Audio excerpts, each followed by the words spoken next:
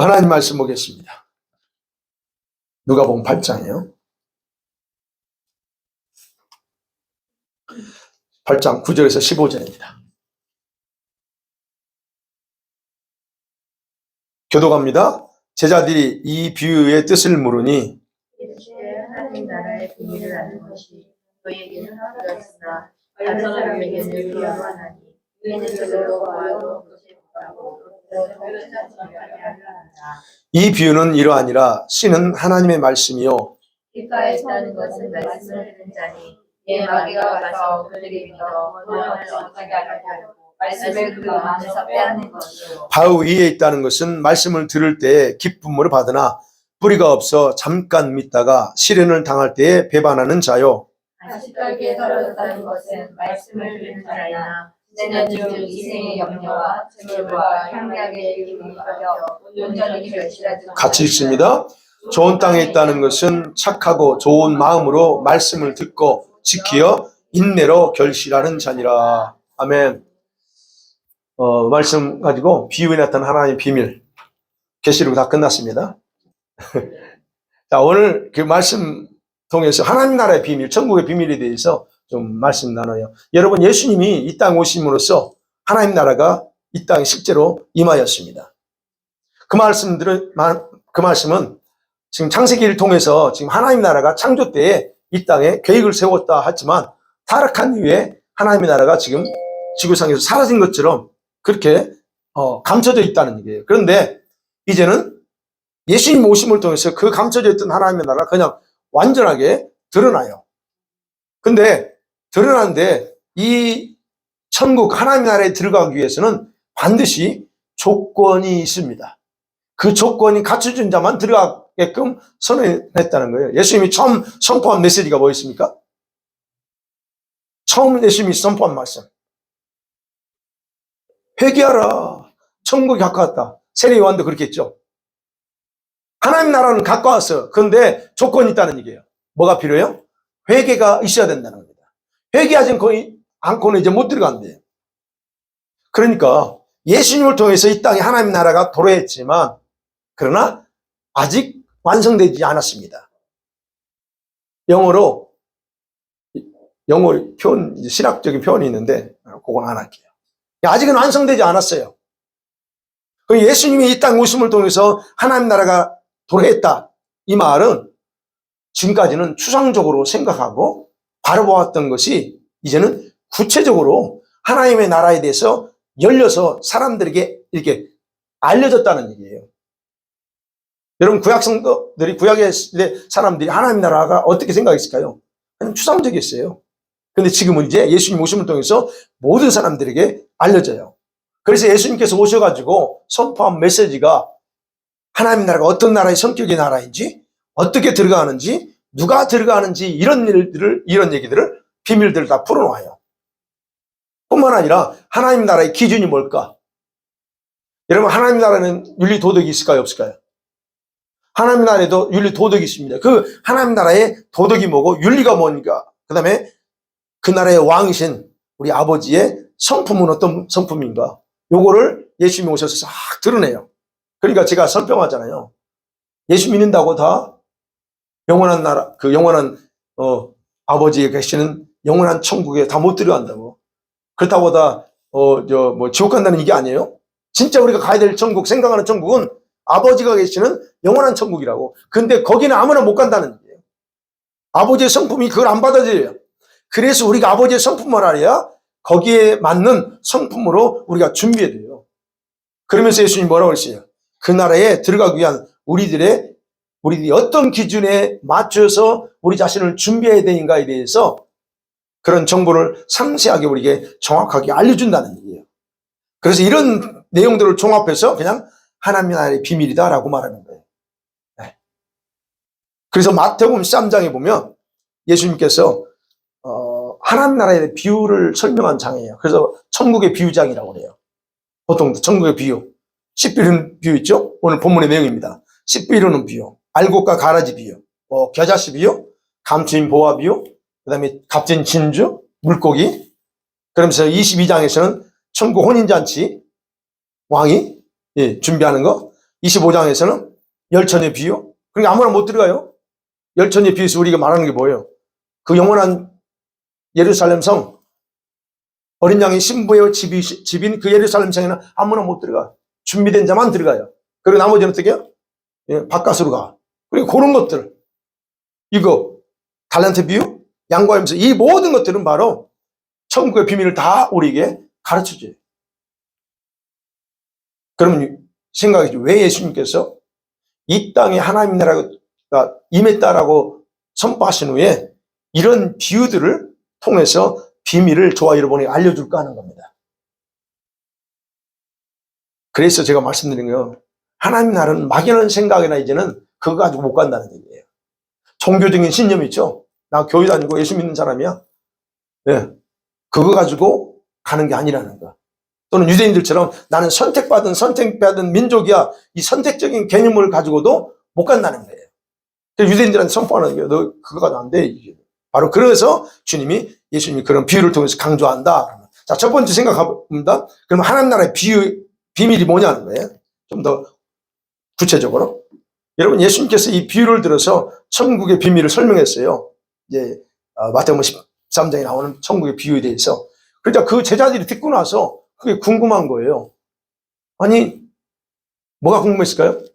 그래서 이상하다. 왜 예수님이 지금 천국의 비밀을 얘기하면서 왜 모든 사람이 알아듣도록 상세하게 설명하지 않고 비유를 들어가서 설명할지? 라고 하는 거예요. 제자들이 이상했던 거예요.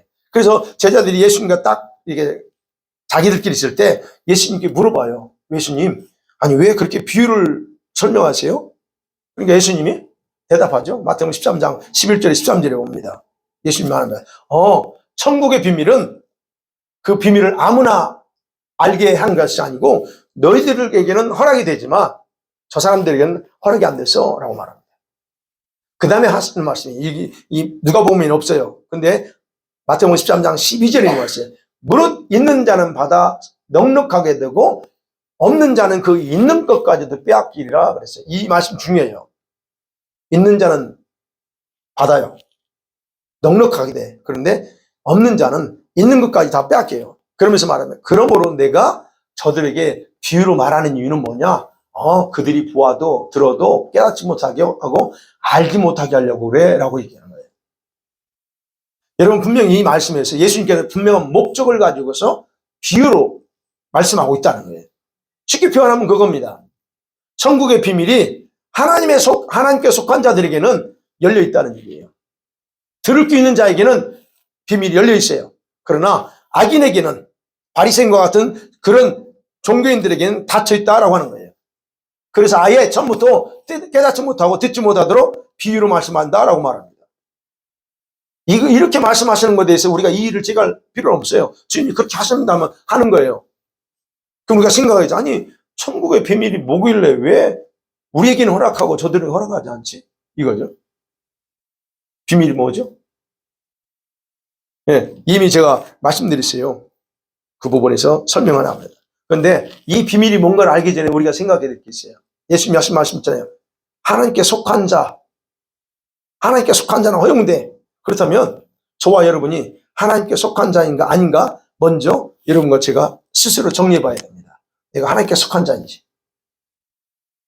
그러면 여러분이 정말 하나님께 속한 자라면 천국의 비밀을 들을 때에 이해할 수 있다는 것이 전제입니다.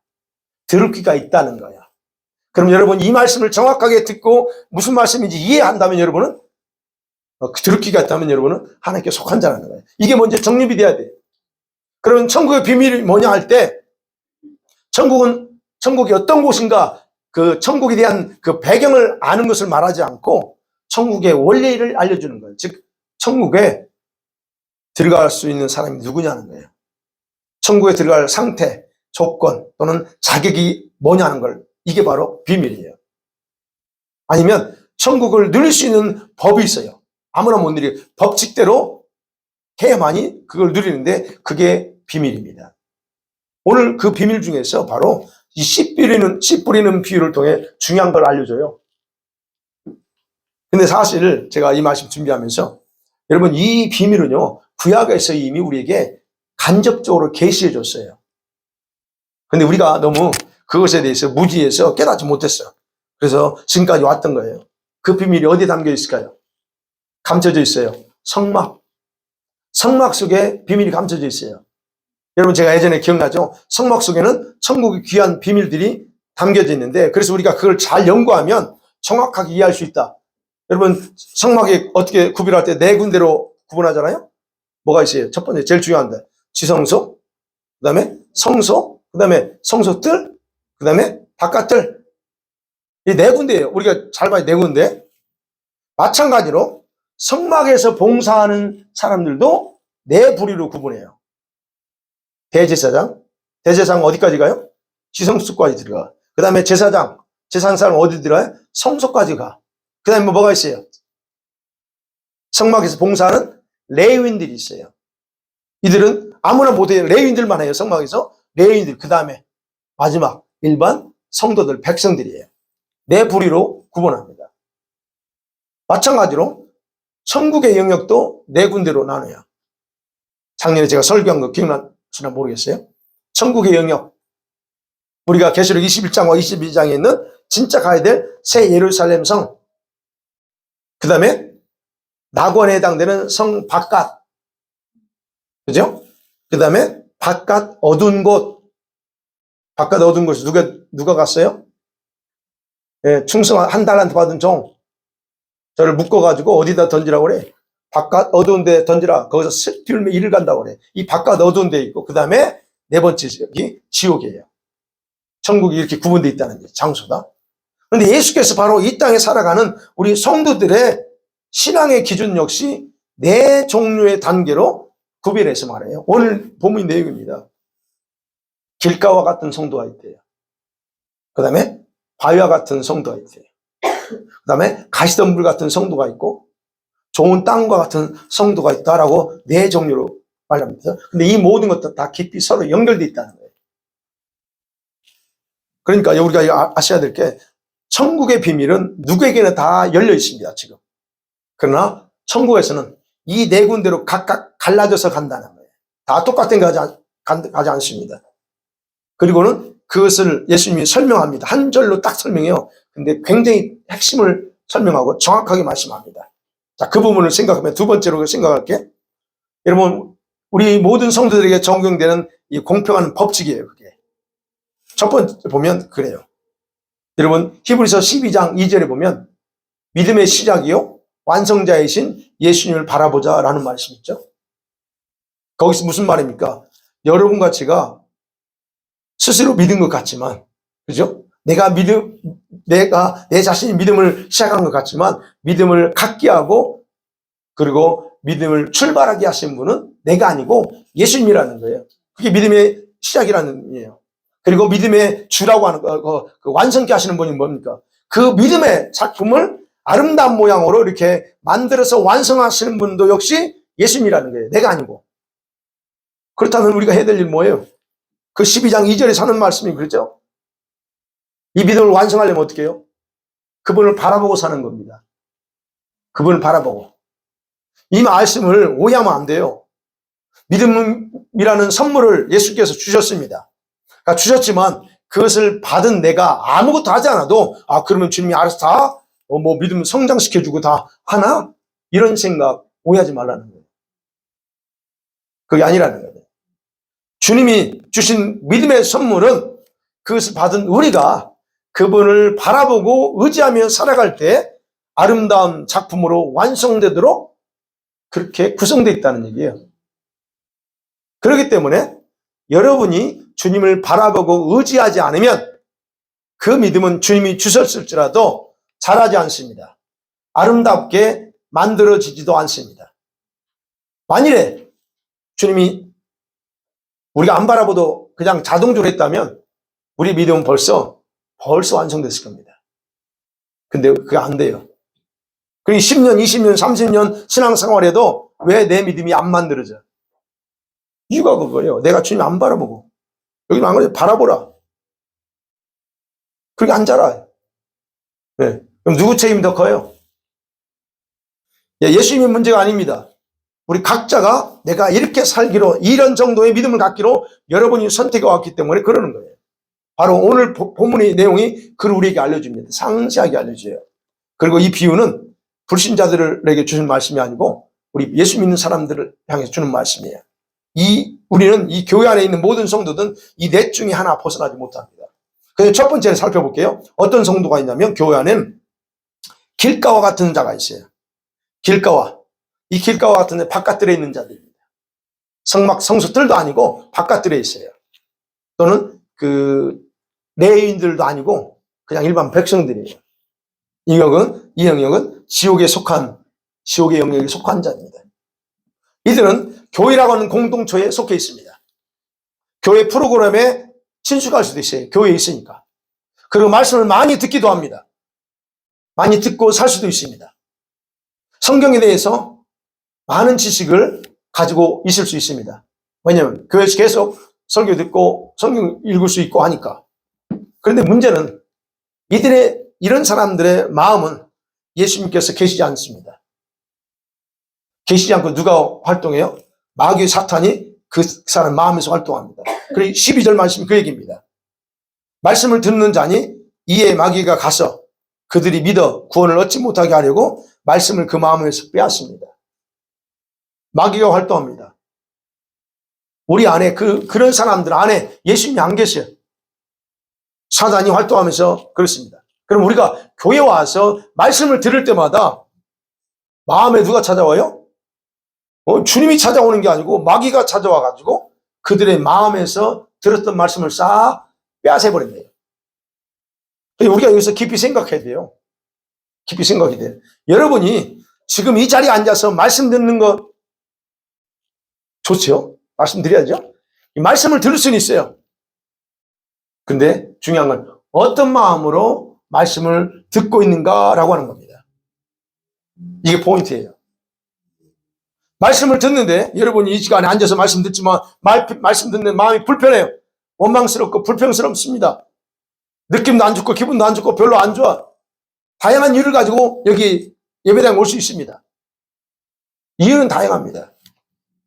그러나 여러분이 그런 말씀 듣는 태도가 사단이 굉장히 좋아하는 스타일이기 때문에 여러분의 마음으로 말씀을 들을 때 말씀을 듣고 믿지 못하도록 도둑질이 간다라고 하는 게 뭐가 문제예요, 그럼? 말씀이 문제가 아닙니다. 내가 문제예요. 한번 생각해보죠. 사단이 왜 자꾸 나한테 찾아와서 내 마음에까지 와가지고 자꾸 믿지 못하게 말씀 뺏어갈까요? 왜 그럴까요? 여러분이 하나님께 매우 귀중한 아들, 딸이기 때문에 그래요. 그건 기본입니다. 여러분이 얼마나 하나님을 사랑하는 아들, 딸이면 이놈들이 가만히 있지 않고 그냥 그러겠어요? 두 번째는 뭘까요? 오늘 말씀이 나오는 거예요. 구원을 받지 못하게 하려고 해요. 여러분이 예수님 믿지 못하고 그 말씀대로 믿지 못하기 위해서 하나님의 구원에서 제외시키고 지옥으로 끌고 가기 위해서 그놈이 와서 그렇게 합니다. 근데 중요한 것은 사단은 그런다 할지라도 사단이 와서 자유롭게 내 마음이 와서 활동하도록 허용한 것은 사단이 아니고 여러분 자신이라는 거예요. 예수님도 아니에요. 내가 그렇게 만들었어요. 와서 좀 내 마음에 와서 마음대로 내 마음 휘젓고 네가 원하는 대로 해라고 내가 허용했다는 얘기예요.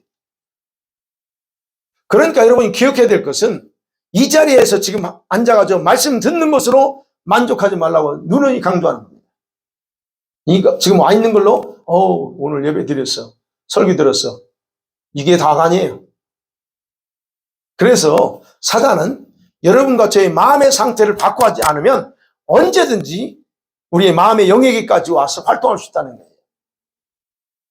여러분 예배당에 오기 전에 마음 상하면 어떻습니까? 마음 상했어요. 그래서 주일날 특별히 부부가 굉장히 조심해야 돼요. 아이들하고 조심해야 되고 아무것도 아닌 게 마음 상하잖아요. 그 상태로 와서 해봐요. 그게 되나? 말씀이 안 들어옵니다. 그럼 그냥 그날은 죽지는 거예요. 바로 그겁니다. 여러분이 어떤 귀한 말씀을 들어도 그 마음이 문제가 있을 때 그 모든 말씀이 다 쓸모없게 돼버려요. 그래서 마귀가 여러분의 마음에까지 찾아와서 작용하는 거 여러분 막아야 됩니다. 누구도 못 막으면 여러분 스스로 막아야 돼요. 그렇기 때문에 기억해야 될 건 교회 다닌다고 모두가 진실한 믿음의 사람이다 라고 말할 수 없다는 얘기예요. 왜? 주님이 있잖아요. 길가와 같은 자예요. 이런 사람들에게 미래가 영원한 천국이라고 보장이 안 돼. 이런 사람은. 그 다음에 두 번째 있죠. 13절 볼까요? 시작. 바위에 있다는 것은 말씀을 들은 때에 기쁨으로 받으나 뿌리가 없어. 시험을 당할 때 외발하는 자요. 예. 여기서는 바위라고 그랬습니다. 마태복음은 돌밭이라고 그랬어요. 돌밭과 같은 자들이 있어요. 바위와 같은 자들. 이 사람 어떤 사람들? 성소들입니다. 레위인들에 해당됩니다. 바깥 어두운 데 속한 자들이에요. 여러분 이 사람들 역시 말씀 많이 듣습니다. 근데 첫 번째 무리들과 약간 달라요. 그들은 말씀을 들을 때, 그죠? 말씀을 들을 때 처음에는 기쁨으로 너무 받아. 와, 감명받습니다. 아, 은혜 받았어요. 오늘 목사님 너무 은혜 받았습니다. 그리고 뭔가 이 감동도 받습니다. 많이 깨닫습니다. 그 말씀에 순응합니다. 그렇게 살아야죠. 이 13절이 그 내용입니다. 그래서 하나님의 은혜가 예배 때마다 말씀 드릴 때마다 하나님의 은혜가 작용하는 것 같습니다. 깨달았으니까. 이해가 됐으니까. 그러니까 본인 스스로 뭐라고 생각하지? 나는 진짜 돈 받은 사람, 믿는 사람이야 라고 스스로 그렇게 생각합니다. 그런데 중요한 건 예수님이 하신 말씀 봐요. 그런데 그것이 자기의 믿음에 영향을 전혀 주지 못한다는 거예요. 뭐라고 말씀하세요? 왜 그래? 이유가 뭘까요? 돌밭 같아요. 바위 같은 마음을 가졌기 때문에 잠깐은 감동받고 잠깐은 깨닫고 잠깐은 수긍하면서 그렇게 살아야지라고 하는데 전혀 도움이 안 돼. 왜? 마음이 돌이야. 바위야. 여러분 아시잖아요. 바위에 돌밭 위에 씨앗을 떨어뜨리면 뿌리 내릴 수 있습니까? 못 내리죠? 이게 결정적인 문제입니다. 이 사람의 문제, 이 성도의. 이들은 그래도 조금이나마 믿음의 맛을 알아요. 믿음의 맛을 경험했습니다. 그런데 분명히 말합니다. 잠깐 동안 믿음을 가질 수 있어요. 그렇죠? 기쁨을 받으나 뿌리가 없어 잠깐 믿다가 그럽니다. 잠깐 좋아. 은혜 받았어요. 일주일도 안 가. 막 도전해서 이렇게 하면 안 돼 하면서 도전합니다. 그래 알았습니다 하면서 했는데 3일 안 가. 3일도 안 가. 잠깐 믿는 거예요. 잠깐 좋아진 것 같아. 근데 어느 순간에 다시 돌아가. 이거. 뭐가 문제냐예요. 뭐가 문제일까요? 믿음의 문제? 예, 맞습니다. 근데 믿음 이상으로 마음이 돌밭이라 그래. 강팍하고 완악하다는 거예요. 그런데 이런 사람들 뭐라고 그랬죠? 이런 사람들.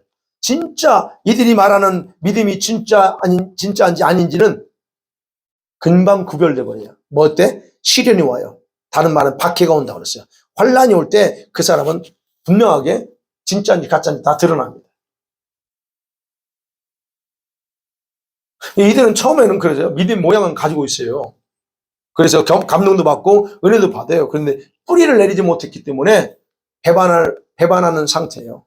언제든지 배반할 수 있는 상태. 언제든지 돌아서 버릴 수 있는 상태라는 거예요. 믿음의 모양은 있습니다. 경건의 모양은 있지만 그러나 믿음의 능력이 없고 경건의 능력도 없습니다. 이게 바로 바위 같은 사람이에요.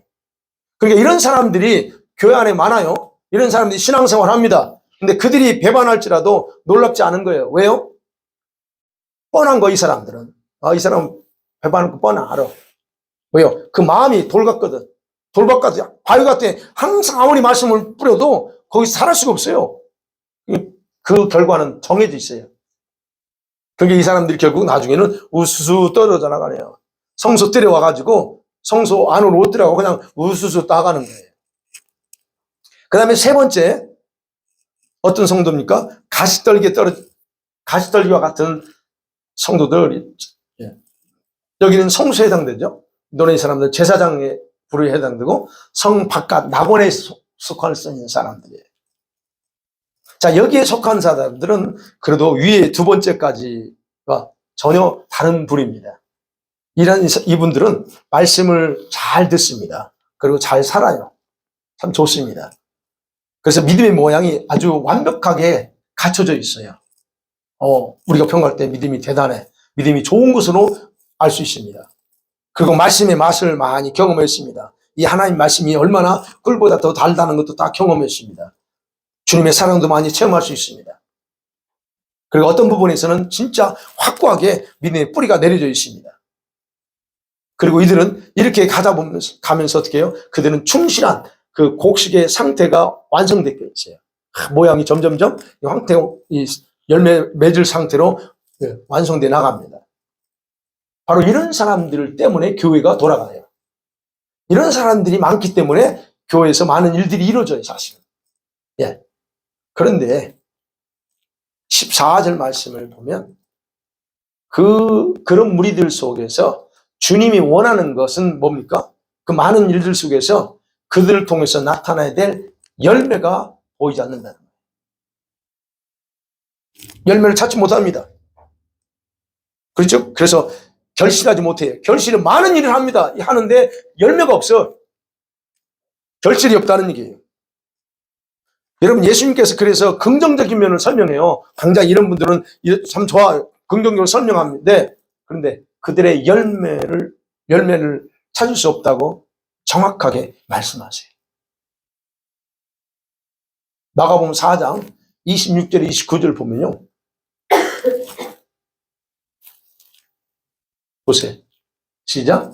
또 가라사대 하나님의 나라는 사람이 씨를 땅에 뿌림과 같으니 저가 밤낮 자고 깨고 하는 중에 씨가 나서 자라되 그 어떻게 된 것을 알지 못하느니라. 또 땅이 스스로 짝이요 다음에는 이삭이요 그 다음에는 이삭의 충실한 곡식이라 열매가 익으면 곧 낫을 대나니 이는 추수 때가 이르렀음이니라.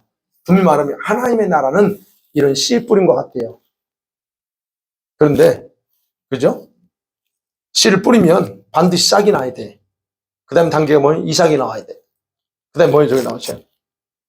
이삭의 충실한 곡식이 나와야 돼. 그게 열매예요. 그 열매가 익으면 어떻게 해요? 그것을 주인이 추수해서 곡간에 드립니다. 그런데 없다는 얘기예요. 여기 지금 가시떨기에 해당되지 않는, 가시떨기에 속한 성도들은 여기 해당이 안 된다는 얘기예요, 지금. 하나님 나라에 그 비유는 그래요. 충실한 열매를 맺어야 되는 게 그게 정상이라는 거예요. 근데 그런 충실한 열매를 거둬들일 수가 없다라고 하는 게 지금 말씀이에요. 그럼 왜 그럴까요? 모든 거 다 갖췄어요. 열심히 교회 안에서 열심히 최선을 모든 일을 다 합니다. 그런데 주님이 열매가 없대요. 열매를 찾지 못합니다. 뭐가 문제입니까? 많은 일들을 할 수 있는 건 좋은데 이들에게 문제는 이거예요. 실제 그들 생활 중심에는 주님을 완전히 신뢰하는 믿음이 없다는 거예요. 이게 포인트입니다. 그들의 헌신, 열심, 믿음이 전혀 빛을 보지 못하도록 하는 것이 오히려 그들을 사로잡고 있어요. 그들의 행위로는 열심히 주님을 위해서 하는데 근데 전혀 그 열매가 나타나지 못하게 하고 있는 뭔가 오히려 그들을 중심을 사로잡고 있다는 거예요. 그게 뭐예요? 14절에 했죠? 이생의 염려예요. 이생. 즉 세상의 근심과 염려가 꽉 잡고 있어요. 어떤 사람은 그렇죠. 물질, 먹을 것, 재물이죠. 재물의 염려, 재물의 유혹. 다른 성경에는 유혹이라고 그래요. 재물의 유혹. 돈 벌어야 되겠다는 이게 유혹이에요. 이게 사표. 그러니까 열매를 못 얻습니다. 또는 여기서 향락 그랬죠. 인생이 향락이죠. 뭐 즐거움. 인생을 그래도 즐겁게 살고 좀 뭔가 좀 이렇게 좀 돈도 많이 벌어서 살 만큼 좀 이렇게 해놓고 이런 것들 예 좋습니다. 일반적으로 좋습니다. 근데 또 다른 성경에 보면 기타 다른 욕심이라는 게 있어요. 다른 욕심들. 이런 것들이 뭐가요? 우리 주님보다 더 크게 그 성도들 속에 작용하는 겁니다. 열심히 헌신하고 봉사하는데 그들 중심 속에서는 그것보다 더 이런 것들이 크게 작용돼. 주님의 능력, 주님의 그 위대하신 능력, 주님을 신뢰한 이게 없어요. 그것보다 더 이런 것들이 더 중요하게 여겨지고 그것들에 따라 산다는 거예요. 그러니까 결과 주님이 열매를 찾아볼 수가 없는 거예요. 여러분, 열매는 어느 정도 중간 정도 속이 알맹이가 찼다고 해서 열매라고 말하지 않아요. 우리가 추출해보면 알아요. 그런 거는요, 완전히 꽉 찬 열매하고 어느 중간 정도 있는 거는요, 분명히 차이 납니다. 그래서 그 탈구할 때 바람 불잖아요. 그건 다 날아가 버려요. 속에 조금은 있을지라도 다 날아가게 돼 있어요. 온전한 열매만 남아요. 그러니까 주님이 그걸 찾을 수 없는 거예요. 그러니까 주님이 기대하는 열매가 나타나지 않는 거죠. 바로 이게 이분들의 문제입니다. 그 다음에 네 번째 보니까 15절 같이 읽어요. 시작. 좋은 땅에 있다는 것은 착하고 좋은 마음으로 말씀을 듣고 지키어 인내로 결실하는 자니라. 네 번째, 좋은 땅에 열매 맺는 성도가 있어요. 이것은 지성소에 해당되고 대제사장에 해당되고 새 예루살렘 성에 속한 자들입니다. 여기에 속한, 이 지금 좋은 땅에 속한 자들이 최고의 대우를 받습니다. 오늘 근데 이 사람들에 대해서 표현하면 말이죠. 좋은 땅에 있다는 건 뭐냐? 착하고 좋은 마음으로 그래요. 이들의 상태는 뭐냐? 착해요. 선하다는 겁니다. 마음이 굉장히 바르다는 얘기예요. 그 바르고 착한 마음으로 뭘 들어요? 말씀을 받습니다. 말씀을 듣습니다. 이들은 말씀을 듣고서 그냥 잊어버리지 않아요. 그 다음에 보면. 그러니까 우리가 말씀을 들을 때 마음의 상태가 중요하다는 거예요. 그죠? 보세요. 말씀을 듣습니다. 그러면 듣는 걸로 끝나지 않으시면 그들은 그 말씀을 뭐라고 했어요? 듣고 지키고 인내했다는 거예요. 즉, 그 말씀 붙잡고 마음에 굳게 간직하면서 그리고 그것을 행하되 그것이 당장 열매가 나타나지 않을지라도 인내하면서 내가 이렇게 살면 하나님이 그대로 행하실 거야, 열매를 맺을 거야 라고 하는 인내로 살아갔다는 거예요. 그래서 어떻게 해요? 인내로 열매를 맺었습니다. 마태복음에서는 옥토라고 그랬어요. 옥토. 그럼 옥토라 같은 마음은 뭐예요? 마음의 상태가 말씀이 뿌리를 내리고 잘 자랄 수 있는 조건이 갖춰져 있다라는 얘기예요. 네. 그러면 무슨 말이에요? 이런 분들은 말씀을 들으면서 그 말씀과 별개로 살지 않고 하나가 되어 살았다는 얘기예요. 우리가 굉장히 이거 조심해야 돼요. 말씀은 말씀이고 나는 나야 별개로 살면 안 된다는 얘기예요. 말씀 들었으면 말씀대로 그대로 살아야 돼. 하나가 되어야 된다는 거예요. 바로 이런 사람들이 열매를 맺습니다. 그래서 어떤 사람은 30배, 어떤 사람은 60배 맺습니다. 어떤 사람은 100배 열매를 맺습니다. 바로 이거예요. 바로 이런 사람들이 천국에서 합당한 자로 여김받아요. 합당해. 너희는 여기 들어올 자격이 있어. 알곡으로 이 사람들이 추수될 거예요. 제가 이제 예수님의 재림과 관련돼서 설 거고 바로 알곡 추수예요. 지금 준비하다가 이걸 조금 더 이게 좀 더 구체적으로 해야 될 것 같아요. 사실 오늘 안 했어요. 다음 주에 가려고 하는데. 이런 사람들이 알곡으로 추수될 성도들이에요. 이런 사람들이 또 어떻게 해요? 예수님의 신부로 부름받는 사람이라고 말하는 거예요. 그러니까 여러분 천국에 들어가는 것이 단순해 보이죠? 네. 구원받는 거 예수 믿으면 구원 받습니다. 단순합니다. 그건 이지한 거예요. 그런데 마음의 상태가 문제입니다. 마음. 내가 그랬잖아요. 우리는 어디를 갈 거냐는 거예요. 구원은 받는데 구원받아서 어디를 갈 거냐. 요거 제 초점은 그거잖아요. 그 마음의 상태라는 거예요. 뭐의 상태요? 그것은 말씀을 듣는 마음의 태도가 좌우된다는 거예요.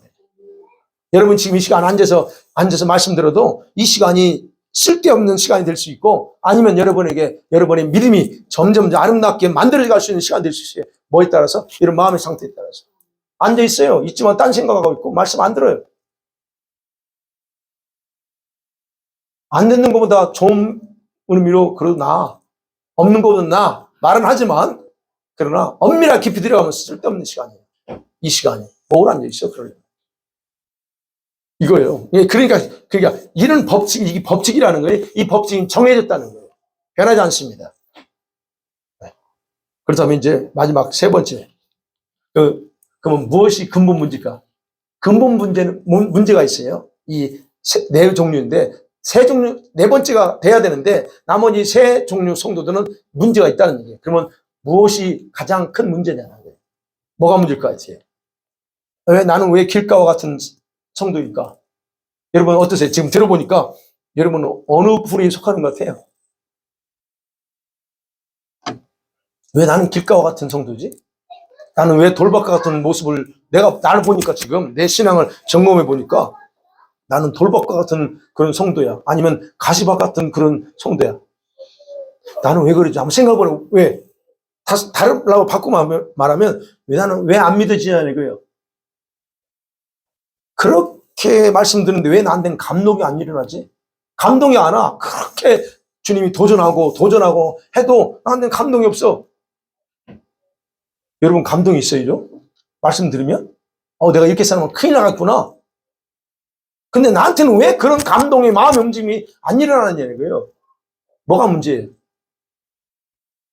그런 감동이 없으니까 어떻게 믿음도 성경 안 해? 뭐가 문제일까? 여러분 근본 문제는요. 정리해봐요. 여러분 둘 중에 하나예요. 여러분 답을 찾으세요. 마음이 문제일까요? 영혼이 문제일까요? 어떤 게 먼저 문제일까요? 대부분 다 영혼이라고 생각하죠. 아니요. 마음이 문제예요. 여러분 말씀에 대한 반응은 근본적으로 마음의 문제라는 거예요. 무슨 말이에요? 왜냐하면 마음이 영을 감싸고 있어요. 그 말씀을 영으로 들어갈 때 여러분과 제가 여러분 말씀을 듣는 마음을 통과해야 돼. 이제 우리가 순서적으로 볼 때 들려와요. 그럼 어디로 들어가요? 생각과 마음을 통과해서 어디로 들어가? 영으로 들어가야 돼. 우리 가슴으로 들어가야 돼. 그래서 마음이 상한 상태에서 여기서 앉아서 말씀을 들어도 좋게 안 들려. 그렇죠? 그러니까 이거 지금 순서적으로 볼 때는 마음이 문제예요. 마음이 우선이라는 거예요. 그래서 마음이 상처받으면 그 말씀이 안 들어오네. 영혼의 상처는 둘째 치고 마음의 상처가 상했더니 앉아와 있는데 이게 지금 그래. 이게 바로 우선 뭐가 중요할 때 마음이라는 거예요. 그래서 주일에 예배당에 올 때 그래서 마음을 깨끗하게 해야 돼요, 여러분. 제가 주일날 예배 전에 토요일날 뭐 하라고 그래요? 저녁에 좀 제발 가정에서 자녀들끼리 기도하라고 주일 예배를 위해서 우리 청년들도 기도하더만요. 주모로 어제 보니까. 몇 명 오냐고 안 물어볼게요. 왜 준비하라는 거예요? 그래서 회개하고 준비하고 마음을 청결하게 기도하면 통해서 해야 돼요. 아니면 자기 전에 내가 이제 제가 자기 전에 기도하는 기도문이 있어요. 그걸 내가 해가지고 내 영을 향한 기도문이 있어요. 기도할 때 뭐라고 하냐? 주님 내 보혈로 덮어달라고. 내 마음을 보혈로 다 준. 그래서 오늘 주일날 예배 드릴 때 예배 드리게 한다고 마음을 청결하게 해야 되니까 말씀 들을 때 그 말씀을 잘 이렇게 흡수할 수 있도록 그런 얘기예요. 그러니까 여러분 예배당 올 때 마음을 그렇게 청결하게 해야 돼요. 그리고 마음을 어떻게 해요? 정직하고 겸손으로 바꿔야 돼요. 그래야 말씀이 제대로 들어오죠.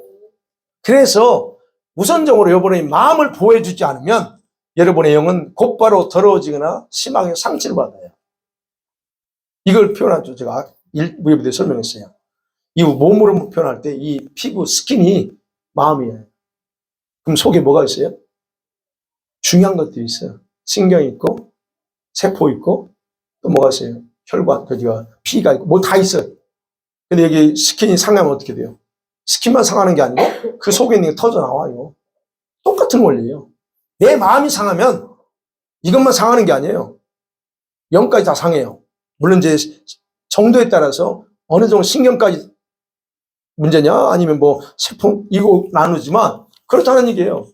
그래서 마음을 보호해야 된다는 거예요. 그래서 저와 여러분이 예배당에 와서 앉았을 때 정말로 겸손하게 그리고 또 다른 맘 그냥 무관심하게 때만 되면 시간 되니까 주일이야 오늘 이런 식으로 오지 말라고 내가 강조하잖아요.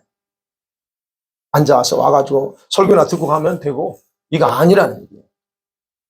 뿐만 아니라 여러분 마음이 완악해지거나 고집으로 내 자신을 포장할 수 있어요. 그렇게 되면 점점 고집불통으로 바뀝니다. 그런 말씀을 들어도 어떻게 해요? 자신에게 아무런 도움이 안 돼. 이런 모든 것들이 다 그런 원리에 근거해서 그래요. 그러면서 뭐라고 자신은 예수 믿는 자라요. 그렇게 말할 수 있습니다. 그런데 그 사람이 마음이 항상 완악해. 자기 고집대로 행하고 옛날 그대로야. 그러면 이 사람은 문제가 심각한데 본인이 심각하다고 생각 안 해. 다들 그렇게 사는 걸로 생각합니다. 그런데 중요한 건 이런 마음의 상태를 가지고 있는 사람들이 사단이 굉장히 좋아하는 스타일이야. 그래서 그런 사람들은 밥이 되는 게 시간 문제예요. 그러니까 마음이 삐뚤어진 사람 있잖아요. 아, 저 왜 이렇게 마음이 삐뚤어졌어? 우리가 표현하죠. 때는 부정적인 사람 있죠. 아이, 좋게 말해본 적이 없어. 이거 건전하지 못한 이상한 더러운 생각들로 가득 찬 사람도 있고 생각이 바르지 못한 거. 이런 모든 사람들이 예수 믿어요. 예수 믿을 수 있습니다. 믿어야 돼요. 그래서 바뀌어야 됩니다. 근데 예수 믿고서 바뀌어야 되는데 바뀌지 않는다면 그 믿음은 결국 헛된 것이 되는 거예요. 아무 쓸모없는 얘기예요. 그러니까 저와 여러분이 어떤 상태, 돌밭인지 길가인지 가시밭인지 우리는 스스로 압니다. 그렇다면 이 상태에서 벗어나려고 여러분 스스로 여러분 벗어나는 방법은 우리 마음부터 하나님 앞에 상태부터 돌아봐야 돼요. 내 마음의 상태가 어떤가. 내 신앙의 현재 모습은 내 마음의 상태의 결과야. 그걸 아셔야 돼요. 아까 그랬지. 감각이 없어. 감동이 없어. 왜 감동이 없어요? 그럼 마음이 지금 뭔가 그렇다는 게. 그래서 여러분이 초신자는 이해해요. 처음이니까 그 이해하지만 여러분이 오랜 신앙생활 했으면서도 여전히 그렇다. 이거는 심각한 거예요. 여러분이 얼마나 여러분 마음이 악하고 독한가 그 보여주는 증거예요. 그럼 어떻게 돼요? 회개하죠. 아, 회개했는데요. 그렇다면 여러분 진짜 참된 회개를 해본 적이 없다는 얘기예요. 참된 진짜 회개를 했으면 바뀌게 돼 있어요. 근데 안 바뀌었어. 그럼 회개 안 했던 거예요. 그러니까 교회만 다니는 종교인으로 여전히 똑같아.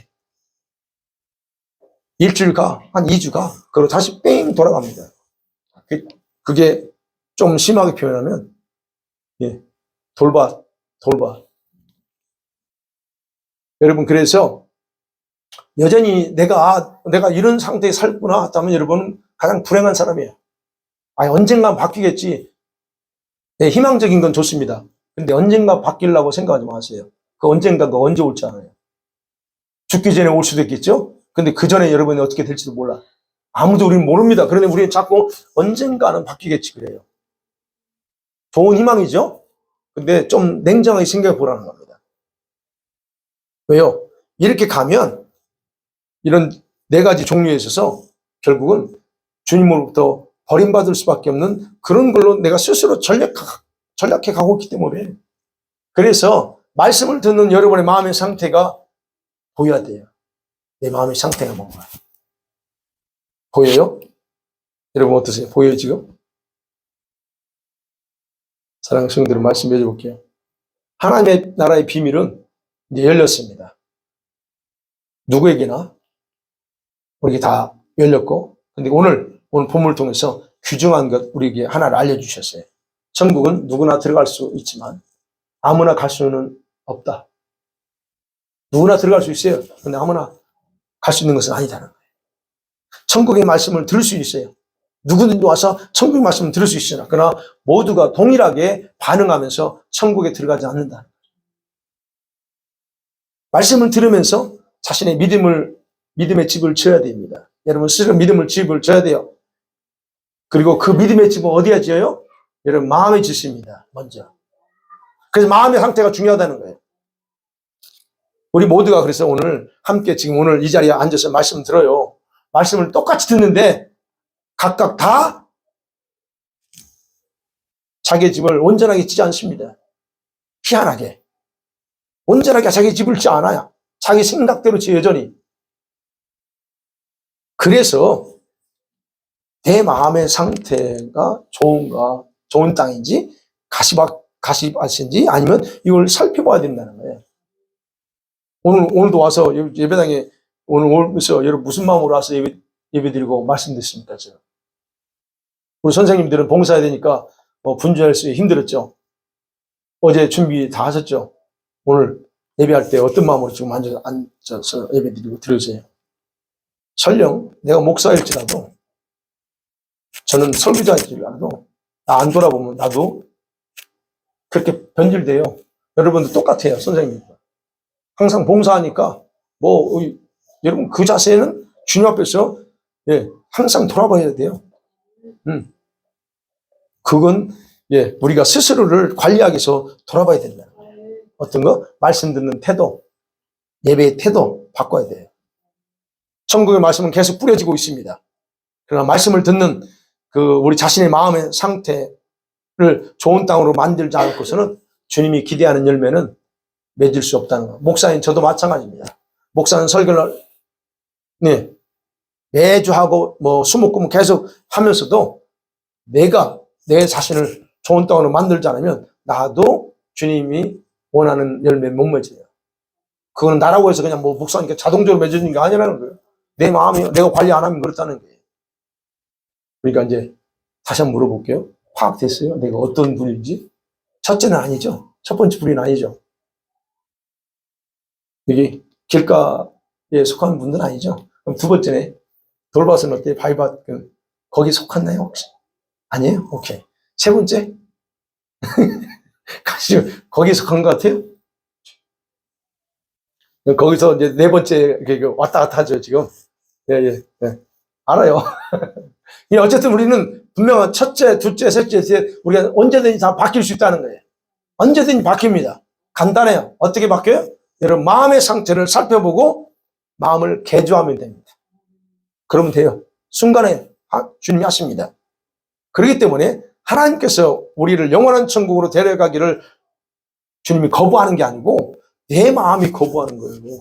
내 마음이 그걸 싫어하는 거예요. 그러니까 근본 문제는 뭐예요? 그래서 여러분의 관심이 뭐였냐? 그리고 여러분의 마음의 상태가 근본 문제라는 거예요. 그렇다면 여러분의 마음을 사단이 마음대로 활동하면서 작용할 수 있는 상태로 방치하지 마세요. 이번 한 주간 살면서 마음 지키세요. 분주해요. 저도 지난주에 분주하니까 이게 그렇더라고요. 지켜야 돼. 그리고 여러분의 마음을 바꾸고 겸손함으로 깨끗하게 지키는 것, 이것이 바로 여러분의 영을 또한 보호하고 지키는 겁니다. 그렇게 되면 예수님께서 여러분이 가진 그 믿음의 선물을 아름다운 작품으로 만들어서 여러분을 통해서 열매를 분명하게 맺게 하실 겁니다. 아멘. 그리고 여러분 이번 한 주간 여러분의 마음과 영혼을 사람들이 말이나 그런 행동에서 안전하게 상처당하지 않도록 안전하게 지켜나갔으면 좋겠어요. 우리가 상처 안 받지만 그래도 혹시 모릅니다. 그래서 우리 이걸 지켜내기 원하고 여러분과 저의 마음을 깊이 살펴보면서 혹시 숨겨진 악이나 어떤 완고함이나 어떤 고집이 있다면 주님 앞에서 주님 다 깨뜨려 주세요. 그래서 이렇게 좀 겸손하게 나가기 위해서 기도하기 원하고 그리고 그 다음에 우리 마음밭이 열매를 맺어야 되니까 주님 좋은 땅이 될 수 있도록 겸손함으로 오직 주님만을 사랑하며 살아가도록 하나의 풍성한 은혜를 부어달라고 그렇게 기도하면서 한 주간을 우리 또 힘차게 살기를 간절히 축원합니다. 아멘.